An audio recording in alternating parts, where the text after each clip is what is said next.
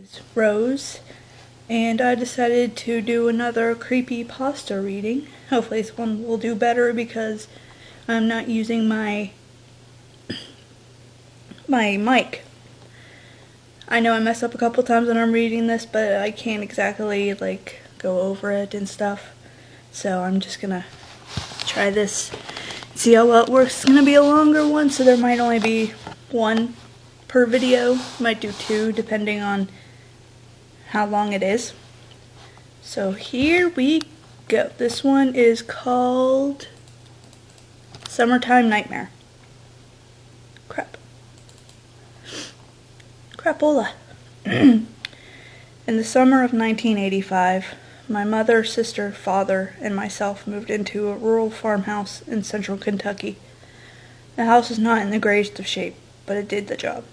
Even though my father had served his country for 22 years, he never took the time to attend college or even a vocational course. So when he left the service, his options were few when it came to employment. He found a job fixing copy machines in the small city of Elizabethtown, Kentucky, and my mother found work at a clothing store. Needless to say, both my sister and I, who is 5 years older than me, were latchkey kids, not out of the norm in the 80s. We were renting that house at the time, and our landlord was an old crotchety man. He did little to nothing to help keep the house up, but given the low rent and the fact that we were just below the poverty line, it was acceptable. There was nothing extraordinary about this home. A basement, the middle floor, and the attic that had been converted to a master bedroom. As any 11-year-old, the basement was not my favorite. Always dark, always spooky. The washer and dryer were there, along with our large freezer. It was segmented by partial cement block walls, as if someone wanted to do something with it but never really got around to it. The house had no air conditioning and a furnace that worked some of the time. We couldn't afford anything more than fans in the summertime and space heaters in the winter. The house had been rented and left over and over again prior to us moving in, and after the first year, it became clear why. My experiences started on a Friday afternoon. Both my mother and father were working. My sister was at school. As for me, I was at home trying to recover from a flu that no one else in my school seemed to have. At the time, I got sick a lot. Many nights I would have chills and a fever, but by the next day I would be alright. My mother took me to the doctor repeatedly, but they could never really pinpoint what the problem was. The windows were open and the 2 box fans were going that hot July day. I was lying on the couch watching one of our 3 channels that we could pick up with our roof-mounted Radio Shack antenna. As I lay watching some old show, static began to overtake the television screen. Not bad at first, but then basically made it impossible to watch whatever horrible show was on at the time. I raised up, irked that I had to move, as the static became unbearable, both visually and to my ears. Ears? Is that supposed to say ears? I don't know. I made my way up to the large oak cabinet that contained the behemoth set. That was the day, the moment when I realized that this house would change me, and I would never be the same. I began messing with the wires on the back of the set, checking connections, and becoming worried that this snafu would prevent me from watching my afternoon cartoons. And in 1985, G.I. Joe was not just entertainment, but a way of life for me. The TV was a kit set. By that, I mean it came in pieces, and my father literally put it together and installed it into the oak cabinet that took up way too much floor space. As I proceeded with my examination, I moved to the front of the TV, pulling out the control panel and tried to make any adjustment that might bring it back to life.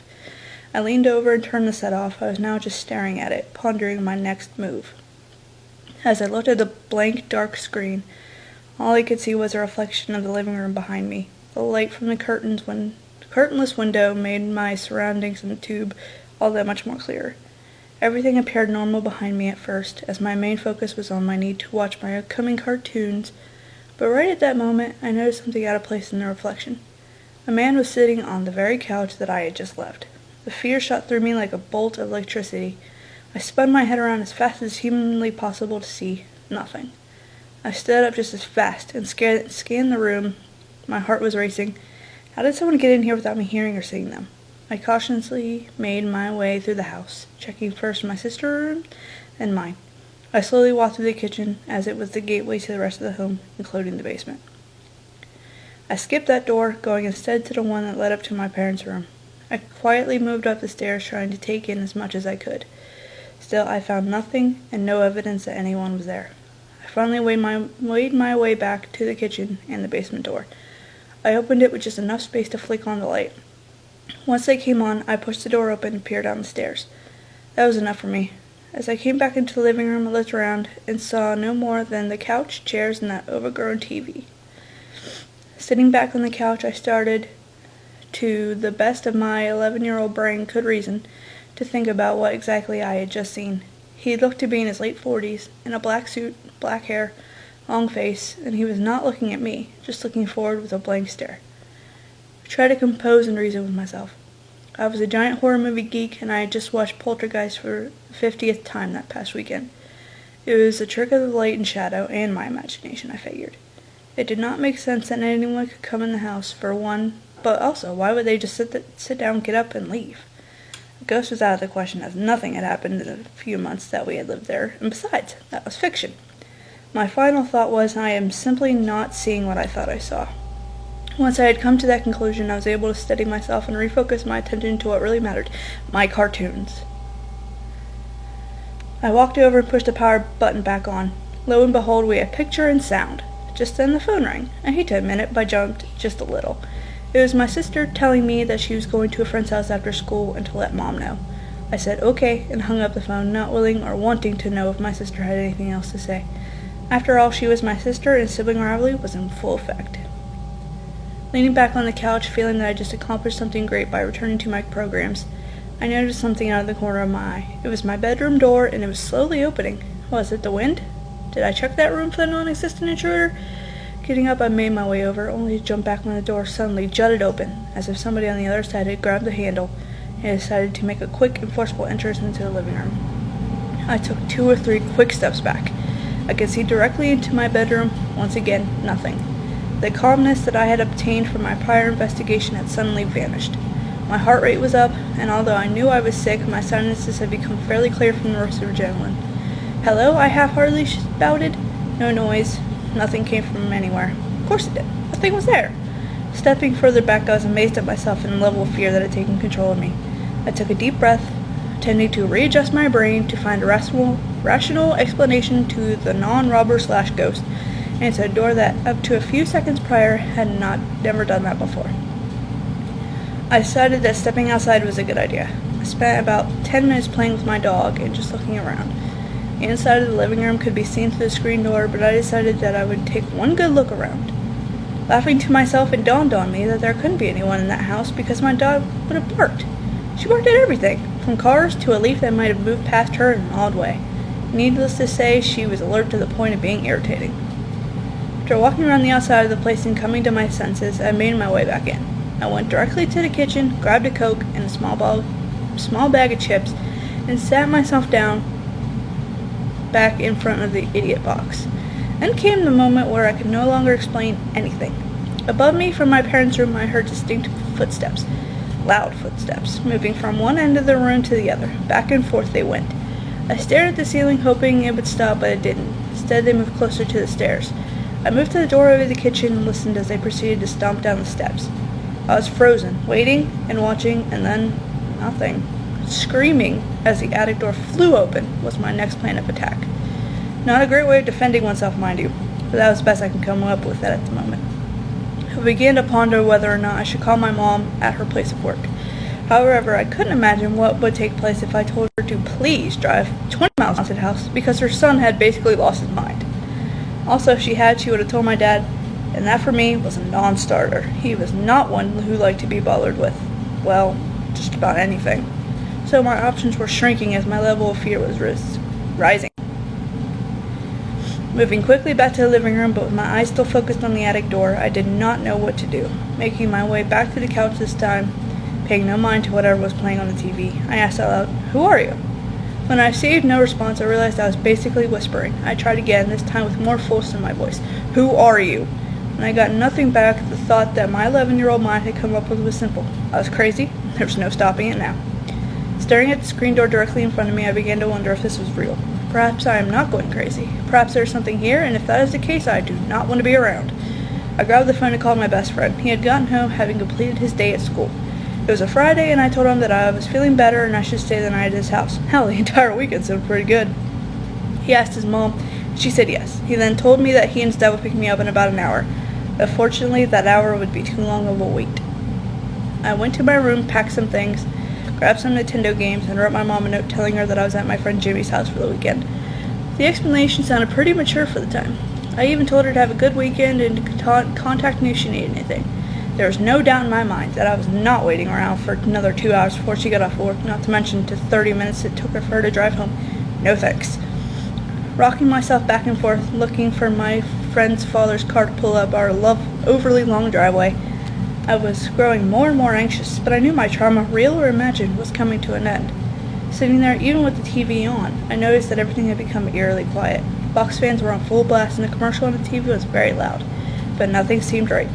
The air felt still. Everything outside of the main noises of the electrical equipment was oddly quiet. It was almost bizarre. I turned both fans off and then the television. Suddenly I was overcome with all the hairs of my body rising as if a low electrical current was going through me. Then it happened. I heard the one thing that I absolutely, positively did not want to hear. My name. Jonathan. It was a slow whisper, but loud enough to clearly make out whatever it was saying. My breathing became so heavy and my heart was beating so fast that it was almost impossible for me to hear anything other than those two things, and yet there it was again. Jonathan. Louder than before, I was in shock. I grabbed my belongings I was planning on taking with me, and I ran. I ran all the way down the driveway, leaving the doors wide open. I stayed there for 35 minutes before my friend showed up with his dad. When they got there, I requested they go down the driveway so I might check the doors to make sure I locked them. His father did so without one complaint.